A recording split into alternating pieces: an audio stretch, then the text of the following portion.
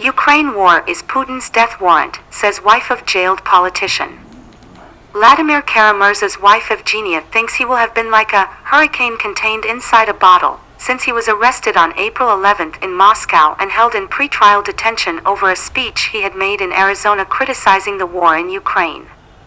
He has so much energy, so many ideas, and initiatives, that being contained within the four walls of a prison will be the hardest part for him, said Evgenia, who has not been allowed to speak to him.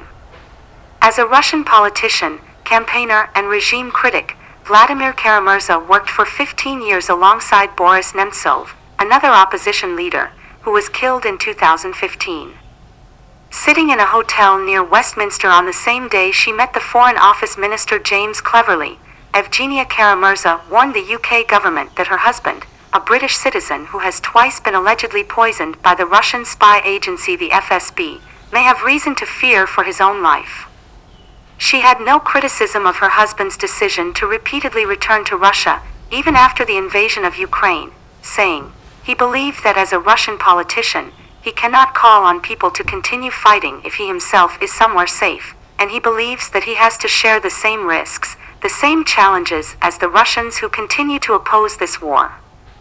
Basically, by calling this war a war, instead of the special operation, as the government wants it to be called, by saying that a person can end up in prison for up to 15 years. On the basis of the charges laid so far, Vladimir is now facing up to 10 years. No court date has been yet set, possibly because officials will press additional charges such as advocating personal sanctions against the regime, she said. Our family has been living like this for a long time, said Kara-Murza, who has 3 teenage children. He was targeted by an FSB team that tried to kill him twice in 2015 and 2017. Thanks to an amazing independent investigation by Bellingcat and Insider, we now know the names and the faces of those people from the FSB who had followed him before the poisoning. Both times Vladimir was left in a coma with multiple organ failure. And I brought him back to the US. He recovered and then he went back to Russia. The Russian authorities have chosen this new tactic of dealing with opposition figures, especially well-known opposition figures like Alexei Navalny or my husband. They try to lock them away and hide them from the public eye and prevent them from continuing to work. It is because they're so effective when they're outside.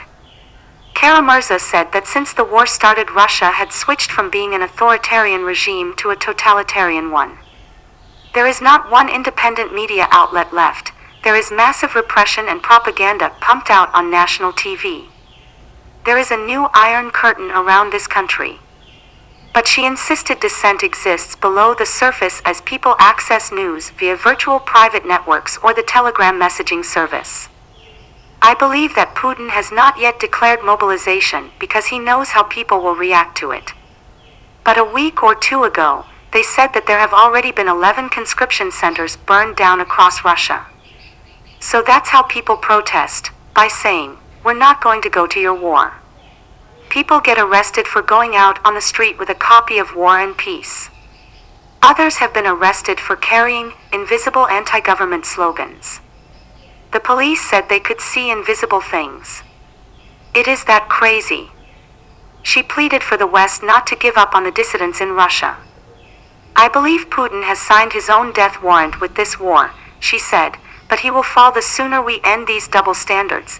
At the same time as countries support the Ukrainian people by sending weapons and providing humanitarian aid and imposing sanctions on the Russian economy, they also give Putin billions for oil and gas, which allows him to continue his aggression. This has to stop because honestly, it is inexplicable. Her husband's arrest and her campaign to secure his release have required her to change her role. The fact is, I've never been a public figure. I've never been a public speaker, so everything I'm doing today, I'm learning it day by day.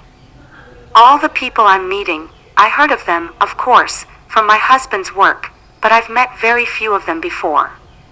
So everything is novel. Everything, speaking and being on stage, speaking to journalists, is very new to me. It's a rather glum joke, but we do have this joke in the family, that I only emerge when my husband gets poisoned or thrown in jail. we have a small favor to ask. Millions are turning to The Guardian for open, independent, quality news every day, and readers in 180 countries around the world now support us financially. We believe everyone deserves access to information that's grounded in science and truth, and analysis rooted in authority and integrity.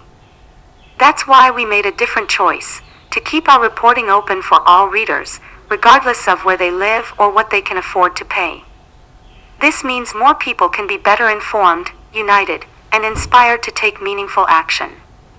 In these perilous times, a truth-seeking global news organization like The Guardian is essential. We have no shareholders or billionaire owner, meaning our journalism is free from commercial and political influence. This makes us different. When it's never been more important, our independence allows us to fearlessly investigate, challenge, and expose those in power.